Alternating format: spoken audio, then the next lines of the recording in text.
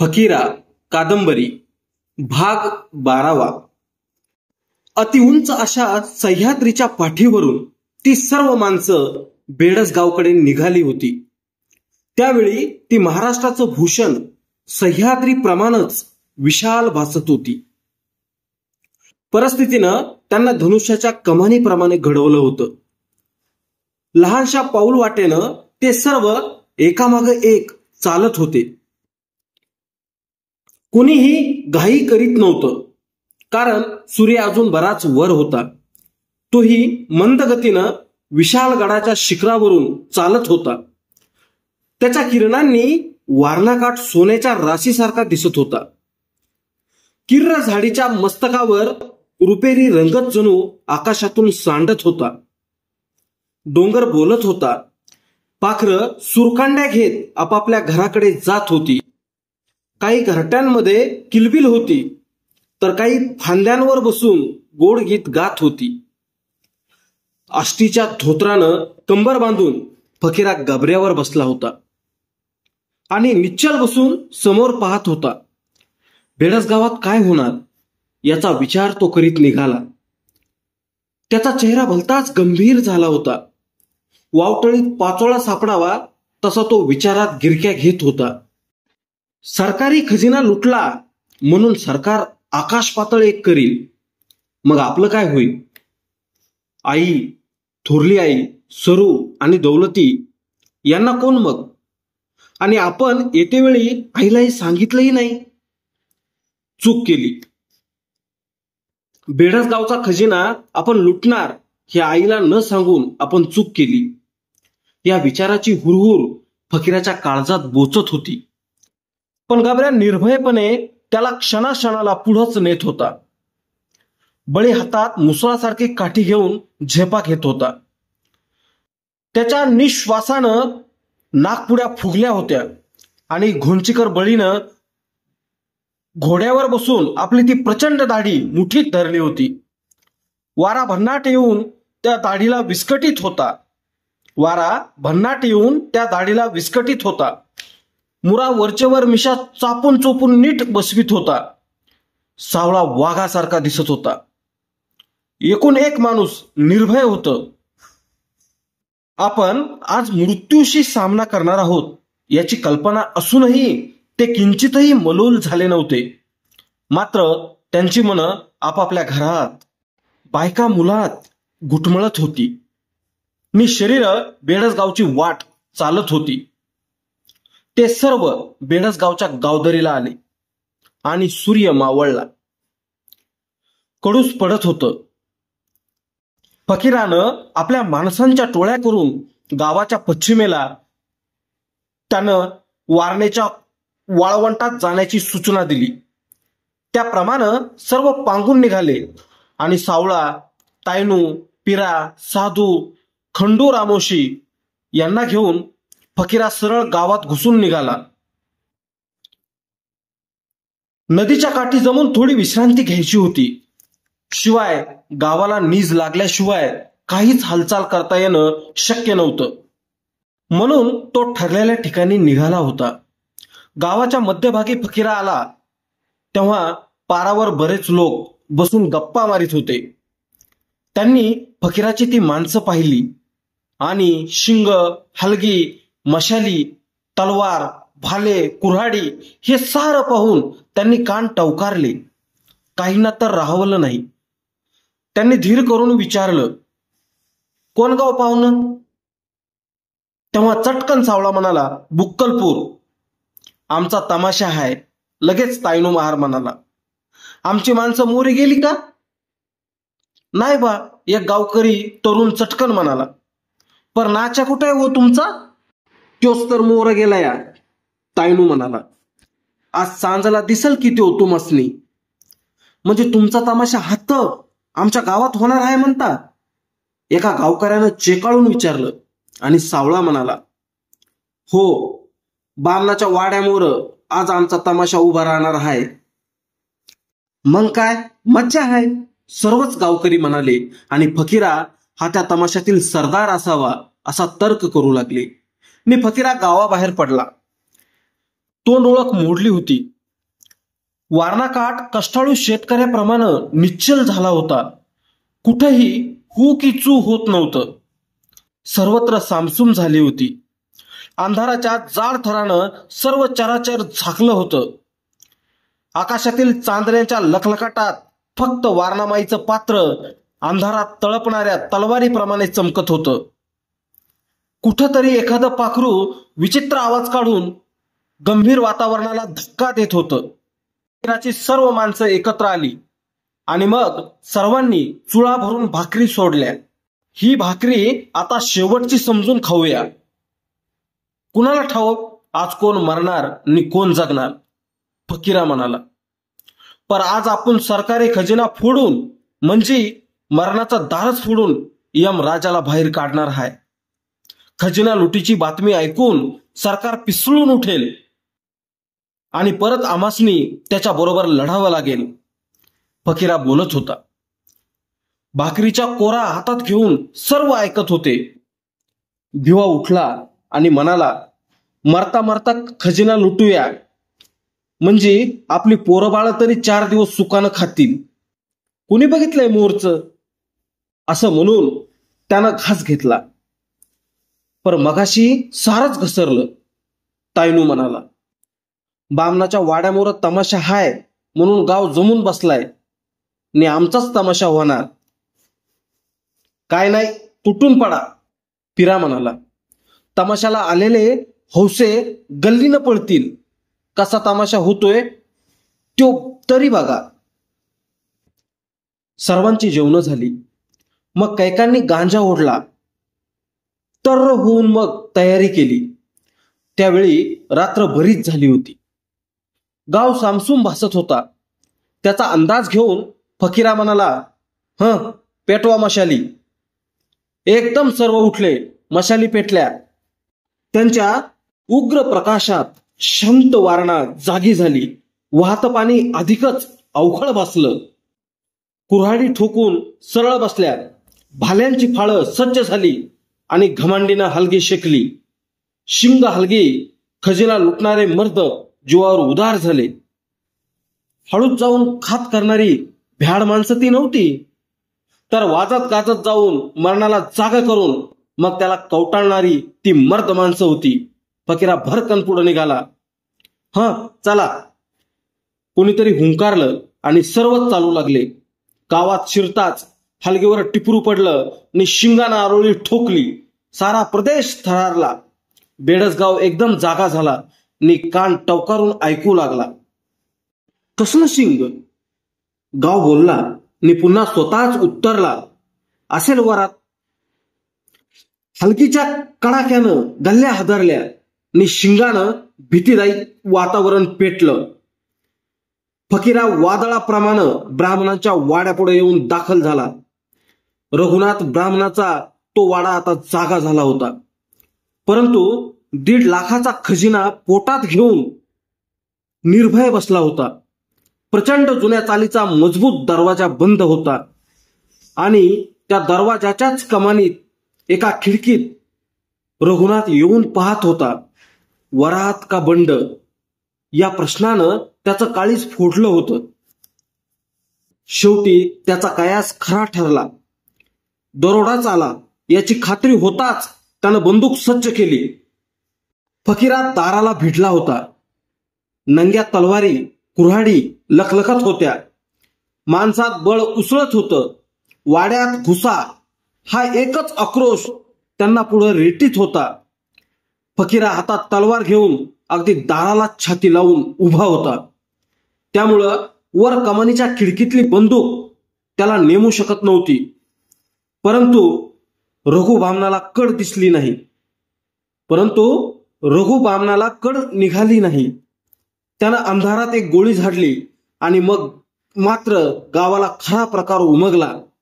दरोडा आला हा एकच बबरा सर्वत्र झाला आणि हिम्मतवाली माणसं मिळेल ते हत्यार घेऊन बामणाच्या वाड्याकडे धावली. पहिली गोळी कडाडताच फकीरा ओरडला, मशाली विझवा. क्षणात सर्वत्र अंधार दाटला आणि मुरा ओरडला, गावाला गोफणी जोडा. हा ना. घोड्यावरून आणलेले वारणीच्या वाळवंटातील गोटे गल्लीनं गडगडू लागले.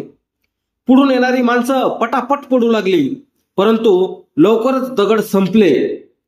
फकीराची माणसं दगड चाचपू लागली आणि पिरा फकीराला म्हणाला, दाजी, दगड सरलं, पर गाव मागं सरत नाही. साऱ्या गल्ल्या भरल्यात माणसांनी. मग हत्यारं काढा, फकीरा म्हणाला. आता हायगाय करू नका.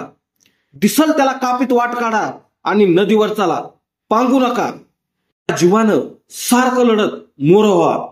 हे ऐकताच सावळा नि चिंचणीकर पिरा, साजूरकर निळू, तायनू, भीमा, मुरा ही बेडर माणसं पिसाट झाली नि त्यांनी त्या गल्ल्या दाबून वाट काढली. दरोडा मारून काढला म्हणून गावानं निश्वास टाकला. गावानं बामन बंदूक घेऊन खाली आला. कैकांनी स्वतःची पाठ थोपटली. उद्या गावाला सरकार इनाम देणार असा विचार कित्येकांच्या डोकीवर नाचू लागला. कोणी अंथरुणावर डोकं टेकलं. हळूहळू सामसूम झाली. परंतु नदीकाठी फकीरा वेडावला होता. पराजयाची आग त्याचं हृदय जाळीत होती. प्रत्येक माणूस कुडत होता, चरफडत होता. फकीरा अवेगानं म्हणाला, बोला, काय करायचं? दरवाजाला छाती लावून जीव घेऊन आम्ही पळ काढला. जन्मभर पळतोय नि मरण माग हात धुवून लागले. आम्ही कुठवर पळायचं? माग पळण्या परस मोर मरणाच्या खाईत पडून मरावं. पळताना येणारं मरण वंगाळ. असं नरकात जातं माणूस. मरण साऱ्यासनीच येणार, सारच मरणार. पण मरणात बी डावं नि उजवं असतं. कुत्र्याच्या मोतीनं मरणारा माणूस मेलं नि जगलं सारखंच. जर पळून जायचं असल तरी हत्यार इथंच वारणामाईच्या मोहर जाळून त्याची राख कपाळाला लावून सरळ सरकारला शरण जाऊ नि जगूया. हत्यार वागवायचा आम्हासनी हक्क नाही. मग काय करायचं? मुरा म्हणाला. गावानं भलताच नीट धरला. नशीब वाटतर झाली नि सलामत बाहेर आलो. सलामत? फकीरात तरकटला. आम्ही कवा सलामत होतो? आईच्या पोटातनं बाहेर आल्यापासनं आईच्या पोटात होतो तवापासनं रक्ताचं घोट घेतोय, लढतोय. आम्ही कवाच सलामत नव्हतो. सांजीरबाच्या माळाला माझा बाप कटून मेला. तवापासनं एक दिवस, एक घडी मला सुखाची लाभली नाही नि वैऱ्यांनी ती लाभू दिली नाही. विचारा या सावळा नानाला. सर्व काही शांत होतं. फकीरा बोलत होता आणि पेटती माणसं हळूहळू फुलत होती. पुन्हा वारणाकाठ तप्त होत होता. थोड्याच वेळात थकवा दूर झाला. वारणेचं थंड पाणी पिऊन माणसं तरतरीत झाली आणि पुन्हा त्यांच्यात झुंजेची ऊब उठली. चला तर परत, तायनू महार उठून म्हणाला. आता झटून दार फोडू, नाहीतर कटून मरू. चला चला, सर्वच बोलले नि पिरा कुऱ्हाड ठोकून गरजला. शेका हलगी, उठा. आता जर बेडसगावला पाठ दावीन तर बापाचं नाव सांगणार नाही. सावळा गुरगुरला आणि सर्वत्र चेव आला. टक्कर घेऊन मरण्याची उर्मी सर्वांच्या अंगात संचारली आणि पुन्हा हलगी शेकली. पुन्हा वाळवंटाचे दगड पोत्यात भरले आणि तलवारी सज्ज झाल्या. क्षणात पुन्हा हलगीचा कडकडाट झाला.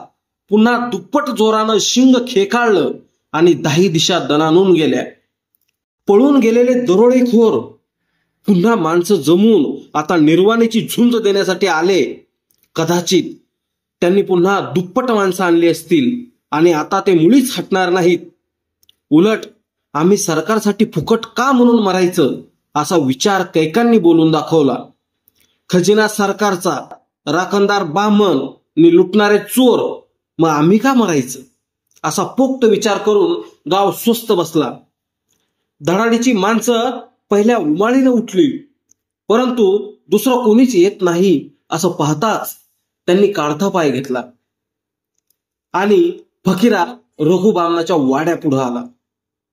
बंदुकीच्या आटोक्याबाहेर स्वतःची माणसं उभी करून त्यानं नाकी दाबली, गल्ल्या रोखल्या नि पिरा, मुरा, तायनू, घमा, साधू यांना घेऊन तो दाराला भिडला.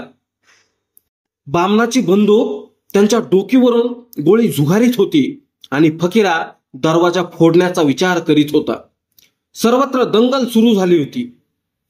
एकाएकी पिराला सुचलं आणि तो समोरचे चिरे उचलून त्या दारावर घालू लागला. त्याचा तो पिसाटपणा बळीच्या अंगात शिरला. मग सारीच बलवान माणसं पुढे आली आणि त्यांनी मोठमोठे दगड घालूनच तो प्रचंड दरवाजा मोडून काढला. खिडकीतून तोंड काढून गोळ्या झाडणारी बंदूक उलटण्यापूर्वीच हत्यारांनी वाड्याचा चोख भरला. बळी, घमांडी यांनी परसदार फोडून बंदूक हिसकली होती. हातची बंदूक जाताच रघुबामन अंधारात गडप झाल्यामुळे मुरा बैचेन होऊन त्याला शोधित होता. फकीरा चौकात आला तेव्हा बामनाचा प्रतिकार संपूर्ण मोडून पडला होता. वाड्यात अंधार होता. बाहेरची शांतता प्रस्थापित करून मशाली वाड्यात येताच रघुबामन एका खोलीपुढं तलवार घेऊन उभा असलेला दिसला. आपली मुलं, बायका, तरुण मुली यांना एका खोलीत बंद करून तो एकटाच त्यांच्या अब्रूचं रक्षण करण्यासाठी उभा होता. त्याला पाहताच फकीरा म्हणाला, कोण आहे ते? मी आहे या वाड्याचा मालक. रघुबामन तीक्ष्ण स्वरात म्हणाला. रघुनाथ बामन. बराच जीव धरलाय. फकीरा म्हणाला, आज ह्या वाड्याचा मालक मी हाय. खजिना कुठं हाय? वाट सोडून बाजूला हो. मी बाजूला सरणार नाही. रघुबामन पिसाट होऊन ओरडला आणि कोणाला पुढे बी येऊ देणार नाही. असं म्हणून त्यानं हातातली तलवार झाडली. पोलादी पात्याला जोराचा हिसका बसून ते हत्यार थरारलं. फकीरा एकदम पेटला. हा बामन आपल्याला भीती घालीत आहे, आपल्या पुढे तलवार हसडीत आहे असं वाटून उचलून पुढे धावला. कमरेची तलवार खासकन ओढून तो म्हणाला, तलवारीला मी डरणार नाही नि खजिना लुटल्या वाचून माग सरणार नाही. माझी वाट सोड. तो मरावं असं मला वाटत नाही. पर त्याला मरावं असं वाटतंय नव? तायनो पुढे होऊन म्हणाला आणि त्याला अडवून फकीरा खेकसला. कुठं आहे खजिना? तिकडे आहे, तुझ्या पाठीमागच्या खोलीत.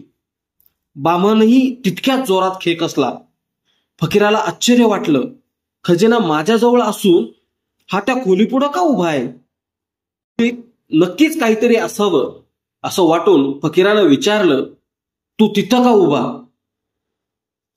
ह्या खोलीत माझी बायका मुलं आहेत, बामन म्हणाला. आणि फकीराला त्याचा राग आला. तो 2 पावलं पुढे जाऊन म्हणाला, बामना, तूच तेवढा बायका पोरांचा धनी आहेस नि आम्ही काय बोकड पाळले ती? फकीराचा आवाज वाड्यात घुमला आणि त्या खोलीचं दार खाडकन उघडलं गेलं. बामनाची बायको, भावजय व 2 तरुण मुली अशा चौघी समोर येऊन उभ्या राहिल्या. रघुची पत्नी हात जोडून म्हणाली, बाबा, हा वाडा धुवून घेऊन जा. परंतु ह्या 2 मुलींची लग्नही झालेली नाहीत. मी पदर पसरून भीक मागते. आमची आबरू. असं म्हणून त्या सर्व स्त्रिया आपल्या आपापल्या अंगावरचे दागिने उतरून ठेवू लागल्या. तो प्रकार पाहून फकीराला भडभडून आलं. म्हणाला, आई थांब, मी खजिना नेणार आहे. तुम्हासनी वरबडाय मी आलो नाही. कारण आबरू खाऊन उपाशी माणसं जगत नसत्यात. जावा आपल्या घरात बसा. एवढ्यात खजिन्याच्या खोलीतून पिरा आला नि म्हणाला, तिजोरी हाय, किल्ली नाही. असं ऐकताच फकीरानं रघुकडे पाहिलं आणि तो चटकन म्हणाला, किल्ली कोल्हापूरला असते. असं फकीरा म्हणाला. मग असं करा, ती तिजोरी तशीच उचला नि निघा. दांडग धूड आहे ते, सावळा म्हणाला. नि मग फकीरा विचार करून म्हणाला, माणसं घेऊन जावा ने गावाचा वडार सुतकी सगट आणा, चला. आवळा, मुरा, बळी हे गावात गेले आणि वडार घेऊन आले. वडारानं आपल्या प्रचंड सुतकीचे घाव घालून तिजोरीचा बुकना पाडला. 50,000 रुपयांचा ढीग लावला. रघुबामनाच्या वाड्यात त्याच्या समोर फकीरानं ती तिजोरी फोडली आणि वडाराची मजुरी चुकून 50,000 रुपये पोत्यात भरून बेडसगाव सोडलं. पारणेला नमस्कार करून ते सर्व लोक एका माळाला लागले होते.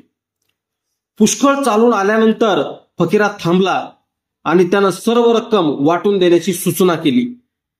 वाटण्या करण्यापूर्वी आपल्या गावच्या गोरगरिबांना मदत म्हणून 2 भाग काढून ते मांगवाड्यात व दुसरे महारवाड्यात देण्याचं ठरवून उरलेली रक्कम सारखी वाटून दिली. मग आपापली रक्कम कमरेला लावून ते सर्व वाटेगावची वाट चालू लागले. गबऱ्या फकीराला घेऊन मोराप्रमाणे डुलत निघाला होता आणि आता पुढं काय होणार याचा विचार करण्याऐवजी आता आपली पोरं बाळ काही दिवस सुखात जगतील याचाच विचार करीत होते. परंतु त्याच वेळी रघुबामन आपल्या घोड्यावर बसून कोल्हापूरचा मार्ग कापीत निघाला होता. खजिना लुटला ही खबर सरकारात कधी एकदाची देतो असं त्याला झालं होतं. तो नाक फेंदारून घोड्याला सारखी टाच मारित होता.